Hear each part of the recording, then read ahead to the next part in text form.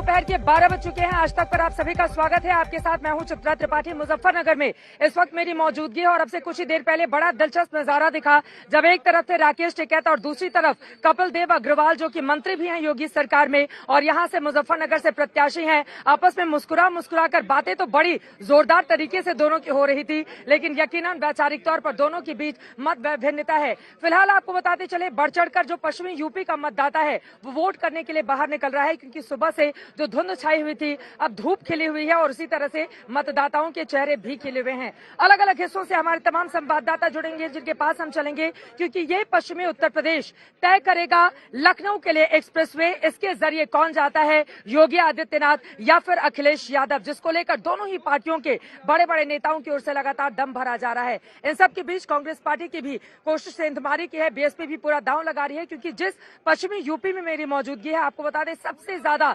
27% मुसलमान वोटर है, उसके बाद दलितों की तादाद 25% है, 17% यहाँ पर जाट है। ये अपने आप में महत्वपूर्ण है। अलग अलग हिस्सों से तमाम संवाददाता जुड़ेंगे, लेकिन उसके पहले कपिल देव अग्रवाल जी, यहाँ के जो मुजफ्फरनगर के प्रत्याशी हैं, उनके पास हम चलेंगे और उनसे हम बातचीत करेंगे कि यहाँ के माहौल को लेकर वो क्या सोचते हैं और अपनी जीत के दावे को लेकर उनका क्या कहना है।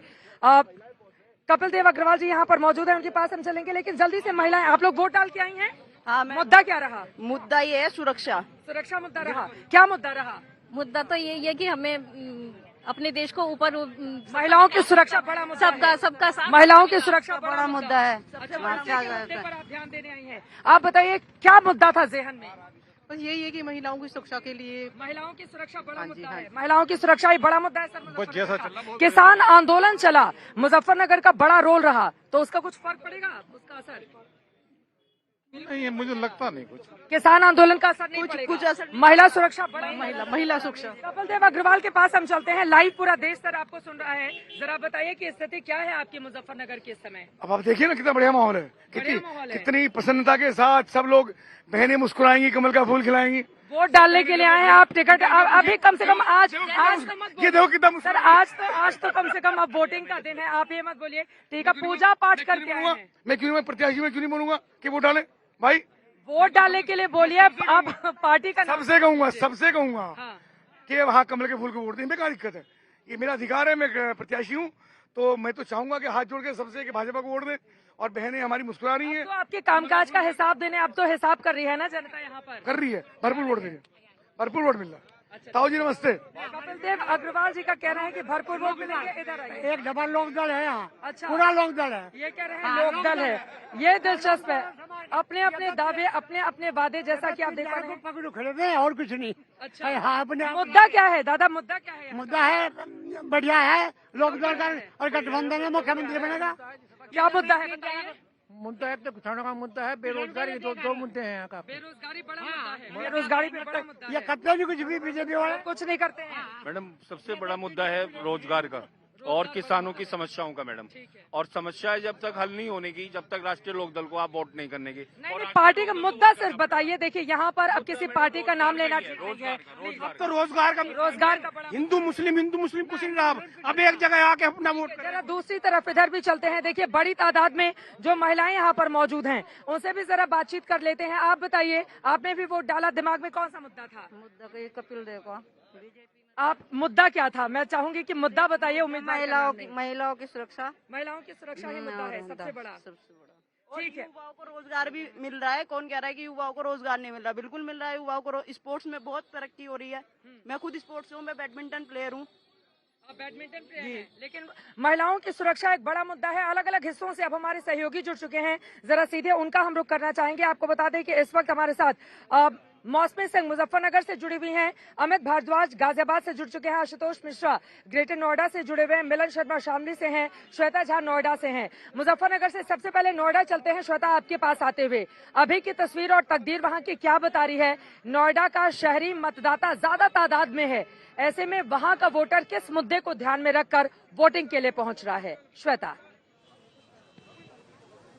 बिल्कुल चित्रा, मैं आपको बता दूं, आपने बिल्कुल सही कहा कि नोएडा का जो मतदाता है वो शहरी मतदाता है और ये जो पूरा इलाका है यहाँ पर अपार्टमेंट्स ही भरे हुए हैं। चारों तरफ अगर आप नजर घुमाएंगे, अगर हमारे कैमरामैन कैमरा दिखाएं तो हर जगह आपको हाई राइज अपार्टमेंट्स नजर आएंगे। इसलिए ग्रामीण क्षेत्र के इतर यहाँ के लोगों का मुद्दा भी अलग होता है क्योंकि ये मध्यम वर्गीय परिवार से आते हैं और ज्यादातर ऑफिस गोअर्स यहाँ पर लोग हैं। ये बताइए कि इस बार आपने वोट किया? सबसे पहले बताइए, दिखाइए निशान। हाँ सही, आपने वोट कर दिया। ये बताइए कि इस बार वोट करने से पहले वो क्या क्या मुद्दे थे जो आपके जहन में थे?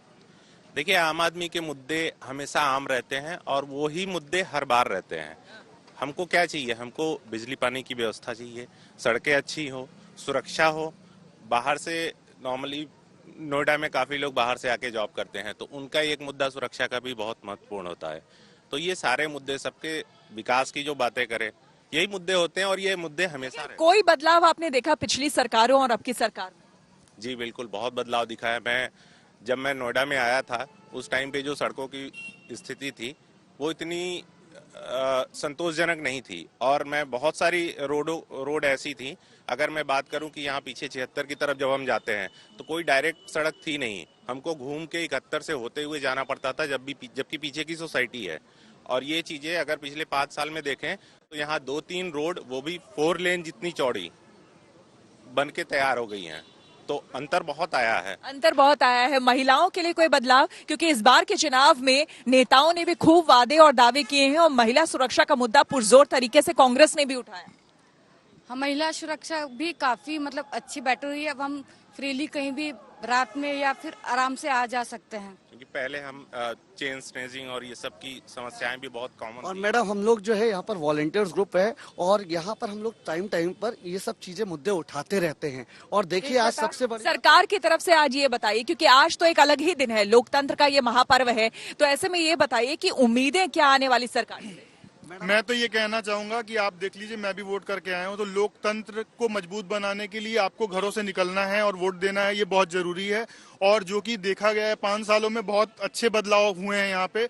और जो कि यहाँ के मेन मुद्दे हाई राइज सोसाइटी वाले, तो उसमें 2 सालों में बहुत ज्यादा चेंजेस दिखे हैं और आगे उम्मीद है कि हमको अपने घर मिल जाएंगे, रजिस्ट्री हो जाएगी। ये एक दिक्कत जरूर है चित्रा, आपको बता दूं कि यहाँ पर देखिए एक लंबी कतार है। साथ ही साथ आपको दिखा दूं, देखिए लोकतंत्र की सबसे बड़ी खूबसूरती ही यही है कि देखिए एक लंबी कतार है, सुबह से लोग यहाँ पर आ रहे हैं और मतदान कर रहे हैं। यहाँ पर बुजुर्ग भी हमने देखा और गजब का उत्साह। सुबह 7 बजे से मैं यहाँ पर देख रही हूँ, बुजुर्ग हो या फिर ये कह लीजिए ऑफिस गोअर्स हो, हर कोई यहाँ पर आ रहा है और इनको ऐसा लग रहा है। कई बार ये कहते थे कि हाई राइज अपार्टमेंट में जो लोग रहते हैं पता नहीं बड़ा देर से सो के उठेंगे, जाएंगे या नहीं वोट करने, लेकिन ये जो तस्वीरें हैं वो सारे नोएडा में और यकीनन ऊंची ऊंची इमारतों वाला ये शहर जिसको आप उत्तर प्रदेश का दिल्ली या फिर मुंबई कह सकते हैं, यहाँ पर उसी तरह का समझदार वोटर भी होता है। और अच्छी बात यह है कि बढ़ चढ़कर इस वक्त गौतम बुद्ध नगर के जो मतदाता हैं वो वोटिंग के लिए अपने घरों से बाहर निकल रहे हैं। पंकज सिंह जो राजनाथ सिंह के बेटे हैं, नोएडा के मौजूदा विधायक हैं, उनकी प्रतिष्ठा दांव पर लगी हुई है। पंखुड़ी पाठक यकीनन कांग्रेस पार्टी की ओर से बड़ी चुनौती खड़ी कर रही है, तो वहीं दूसरी तरफ आपको बता दें समाजवादी आरएलडी गठबंधन के प्रत्याशी भी पंकज को बड़ी चुनौती दे रहे हैं। आगे क्या होगा देखना महत्वपूर्ण होगा। ग्रेटर नोएडा चलते हैं, आशुतोष मिश्रा ग्रेटर नोएडा से हमारे साथ मौजूद हैं। आशुतोष, ग्रेटर नोएडा जिस तरह से डेवलप किया गया, बसाया गया, वहां पर भी बड़ी तादाद है ऊंची इमारतों में रहने वाले लोगों की, चौड़ी चौड़ी चमचमाती हुई सड़कें हैं, वहां पर स्ट्रीट लाइट जो सबका ध्यान अपनी ओर आकर्षित करती हैं। लेकिन ग्रेटर नोएडा का इस बार का मुद्दा क्या है जिसको जेहन में रखकर जो जनता है वो वोटिंग करने के लिए मतदान केंद्रों तक पहुंची है? आशुतोष। चित्रा, जब यहाँ के मतदाता निकलते हैं और जितने भी चुनाव रहे उनके लिए सबसे बड़ी जरूरत ये थी कि जो उन्होंने निवेश किया है, यहाँ के बायर्स, घर समय पर मिल जाए, रजिस्ट्री हो जाए, जो उनकी सड़कें हैं वो बेहतर हो जाए, कानून व्यवस्था बेहतर हो जाए। लेकिन उससे पहले हमारे तमाम जो दर्शक हैं इसमें ग्रेटर नोएडा वेस्ट में, नोएडा एक्सटेंशन में, बता दूं कि मैं अपनी ड्यूटी के साथ साथ मैं यहाँ रहता हूँ और इसलिए मैंने अपना मतदान कर लिया है। ये मेरे उंगली पर ये निशान है कि मैंने अपना वोट डाल दिया है। आप लोग भी घरों से निकले। मुझे लगता है 7-8 बजे तक चित्रा जब मैंने यहाँ देखा तो फिर भी काफी संख्या में मतदाता थे। अब ये देखिए मॉडल बूथ है, लेकिन इक्का दुक्का लोग हैं, रुक रुक के कम संख्या में आ रहे हैं। तो वो जो जोश 8 बजे तक 8:30 बजे तक हाई था, वो शायद greater Noida west, Noida extension और ये जो पूरा इलाका है यहाँ का सुस्त पड़ चुका है। कई सारे पोलिंग स्टेशन है, रुक रुक के इक्का 2-4 लोग तो आ रहे हैं, लेकिन 8-9 बजे के बाद काफी सुस्ती है। और जो अभी अब हम जिक्र कर रहे थे कि जो हाई राइज में रहने वाले लोग हैं, पा जाते हैं कि कल फ्राइडे है, सैटरडे है, संडे है, शिमला मनाली निकल लेंगे या कॉफी पी करके फेसबुक पर कह रहे होंगे कि आइए वोट डालिए। तो हम लोगों से ये अपील कर रहे हैं कि अगर 5 साल आपको शिकायत करने के लिए अगर मौका चाहिए तो उसके लिए आज जिम्मेदारी निभानी होगी। घर से बाहर निकलिए, जो भी मुद्दे हैं, जो भी आपकी पसंद है, जिस सरकार को लाना है, जिस उम्मीदवार को वोट डालना है, जरूरी ये है कि आप घर से निकलें, बूथ तक आए। देखिए खाली है, यहां तक हम दिखाई देखिए बूथ खाली है, बिल्कुल लाइन नहीं है, सारी व्यवस्थाएं, सोशल डिस्टेंसिंग है, सैनिटाइजर का इस्तेमाल किया जा रहा है, टेम्परेचर चेक हो रहा है। इन व्यवस्थाओं के बावजूद अगर आप नहीं निकले तो आप 5 साल शिकायत नहीं कर सकते। चित्रा, बिल्कुल, ये बड़ी बात आपने कही है कि अगर आप मतदान केंद्रों तक नहीं पहुंचे तो 5 साल तक फिर रोना, किसी भी चीज का रोने का हकदार वो आम नागरिक नहीं होता है जो बार बार अपनी भड़ास तो निकालता है लेकिन वोटिंग के दिन सुस्त हो जाता है और वो रफ्तार उसकी दिखाई नहीं देती। लेकिन मुजफ्फरनगर के लोग आगे हैं इस मामले में, यहाँ के लोग बड़े तेज तर्रार भी हैं, उनकी बोली से भी आप समझ सकते हैं और बड़ी तादाद जो मतदान केंद्रों पर निकली हुई है उसके जरिए भी आप देख सकते हैं। इनसे आप बातचीत करेंगे, लेकिन उसके पहले शामली चलते हैं। मिलन शलवा शामली से हमारे साथ जुड़ी हुई है। मिलन, वहाँ के मुद्दे क्या है, वहां का वोटर टर्नआउट अब तक का क्या रहा है, कितना उत्साह, उमंग, उल्लास वहां के वोटरों में इस वक्त देखने को मिल रहा है और कितनी मिलनसार वहां की जनता मिलन इस वक्त दिखाई दे रही है? जी बिल्कुल, देखिए यहाँ ग्रेटर नोएडा से आप शामली की बात करेंगे तो इतना भीड़ हमें देखने को मिला है। सवेरे से आप देख सकते हैं कि अभी भी लंबी लंबी कतारों में लोग खड़े हैं और सिर्फ वोट देने के लिए काफी घंटों से कुछ लोग यहाँ पर पहुंचे हैं। कुछ युवा वोटर से छोटी सी बात करते हैं, यहाँ पर आए हैं, यहाँ पर पहला फर्स्ट टाइम वोटर है? Yes ma'am, first time voter है। किस मुद्दे पर आप वोट देना चाह रहे हैं फर्स्ट टाइम वोटर? मैम अगर मुद्दे की बात करें तो हम देखते हैं कि 2013 के टाइम पे अगर एक यहाँ की मतलब अफवाह फैली थी, लेकिन वो सच थी कि भाई शाम के टाइम जब 7 बजते थे और उस टाइम से मतलब लोग बाग अपना दुकान बंद करके सब घरों के अंदर बंद हो जाते थे। अच्छा। लेकिन आज के टाइम पे देख रहे हैं कि हर कोई अपना 9-9, 10-10 बजे तक का अपना आराम से बाजार जा रहा है, सामान लेके आ रहा है, सब काम चल रहे हैं, स्टडी अच्छे तरीके से चल रही है। मतलब पहले गाँव के लोग, लड़कियां खासकर, मतलब बाहर कोचिंग के सुरक्षा मुद्दा देखते हैं आप, बेरोजगारी, नौकरी मुद्दा है आपके लिए? स्मार्ट माइंड और क्वालिफिकेशन देखी जाती है। तो रोजगार में तो क्वालिफिकेशन चलेगी, अगर आप अच्छे क्वालिफिकेट हो तो रोजगार आपको मिलेगा, वरना नहीं। देखिए चित्रा, यहाँ पर युवा का जो उत्साह है, जोश है, पहली बारी फर्स्ट टाइम वोटर्स हैं और ये यहाँ पर आए हैं वोट करने के लिए। मैं इनसे बात भी कर रही थी, 1-1.5 घंटे से ये भी खड़े हैं, पीछे काफी लोग हैं लाइनों में लगकर जो वोटिंग हो रही है। शामली और कैराना जैसे एरिया में याद रखना होगा कि यहाँ से नाहिद हसन जीते थे जो इस वक्त जेल में है। उनकी जो बहन है इकरा चौधरी, वो भी इसी पोलिंग बूथ पर आने वाली है कुछ समय में अपना वोट देने के लिए। लेकिन मृगांका सिंह यहाँ पर एक कड़ी टक्कर देती हुई दिखाई दे रही हैं और वो बहुत ही कॉन्फिडेंट फील कर रही हैं कि वो यहाँ से अपना सीट निकाल पाएंगी। लेकिन चुनावी दौर में यहाँ पर कैराना शामली में ये बताना कि किस तरफ वोटिंग होगी ये भी मुश्किल हो रहा है, क्योंकि पिछली बारी का वोटिंग परसेंटेज 60 तक था। इस बार ये कहना है कि अगर 60 से ऊपर वोटिंग परसेंटेज होती है तो एक ना एक पार्टी को इसका फायदा जरूर मिलेगा। और ये भीड़ यही दिखाती है कि लोग बढ़ चढ़कर बाहर आज मतदान देने के लिए आए हैं और महिलाएं भी एक तरफ धूप खिल चुकी है। चित्रा, इस वक्त तो यहाँ पर सुबह बहुत ही कोहरा था, उतने कोहरे में भी यहाँ पर लोग आए हुए थे वोट करने के लिए। छोटी सी बात मैं करना चाहूंगी, कितना टाइम हो गया आपको यहाँ पर आप खड़े हैं वोट देने के लिए? आधा घंटा हुआ है। तो देख रही हैं आप चित्रा, उत्साह है, महिलाओं में है और यहाँ पर पुरुष भी हैं। लंबी कतारों में शामली कैराना में वोट अभी भी पड़ रहे हैं। ठीक है, अमित भारद्वाज के पास भी हम गाजियाबाद जाएंगे, मौसमी भी मुजफ्फरनगर से मेरे साथ जुड़ी हुई है, उनके पास भी मैं लौटूंगी। लेकिन आपको बता दें, जयंत चौधरी चूंकि उनकी कई जगहों पर चुनावी रैलियां लगी हुई हैं, इस वजह से आज वो अपना मतदान मथुरा के चूंकि वो वोटर हैं वहां पर जाकर नहीं कर रहे हैं और इस मुद्दे को लेकर अब बीजेपी उनके ऊपर हमलावर हो रही है। सुनिए।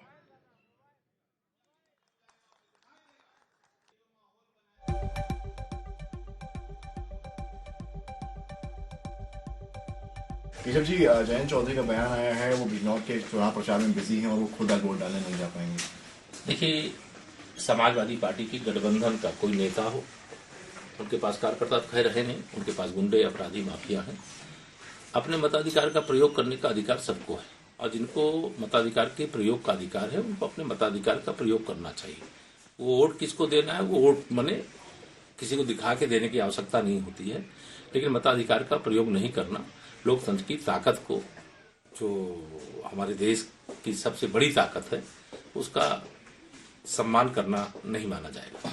कल बीजेपी के ट्विटर हैंडल से सीएम योगी का एक बयान ट्वीट किया गया, इसमें कहा कि अगर आप यूपी के लिए वोट करिए वरना कश्मीर बंगाल बनते देर नहीं लगेगी। इसके बयान का क्या मतलब है? नहीं, ये स्पष्ट है कि जिस प्रकार से समाजवादी पार्टी की सरकार के समय में आतंकवादियों तक के मुकदमे वापस लेने का काम किया गया, जिस प्रकार से दंगाइयों को संरक्षण देने का काम किया गया, जिस प्रकार से अपराधियों को समाजवादी पार्टी की सरकार के इशारे पर जिले चलाने की छूट दी गई, जिस प्रकार से उत्तर प्रदेश से लोगों को पलायन करने के लिए मजबूर करने वालों को समाजवादी पार्टी गठबंधन का प्रत्याशी बनाया गया, वह अपने आप में यह संदेश है कि हमें यूपी को बचाना है, हम यूपी के लोग सुरक्षित रहना चाहते हैं, हम यूपी के अंदर शानदार कानून व्यवस्था चाहते हैं, हम यूपी का विकास चाहते हैं, हम गरीबों के जीवन में खुशहाली चाहते हैं, हम किसानों की आमदनी बढ़े ऐसी व्यवस्था चाहते हैं, और इस व्यवस्था की दृष्टि से हमारा संकल्प पत्र रोड मैप के रूप में जनता के सामने। आखिरी सवाल केशव जी ले रहा हूँ, आज पोलिंग डे है,